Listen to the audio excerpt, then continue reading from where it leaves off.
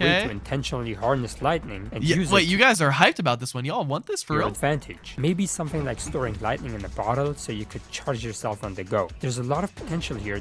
Ooh. This guy and his ideas, bro, they're great. To give copper a truly unique identity, similar to how gold stands out with its superior enchanting capabilities. And while the original idea needs some tweaking, I think it at least points copper in the right direction. Now, let's finish things off with a few smaller, last but one, I still think. pretty neat Oh, wait, no, suggestions, last three. starting with the Wither skeleton.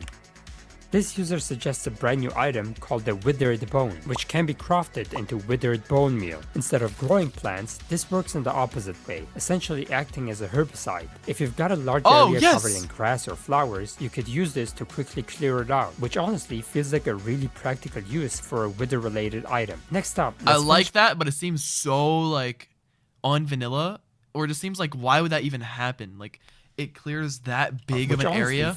Like feels like a really I don't know. Something about this just doesn't seem like it even makes sense. Like a huge area like that.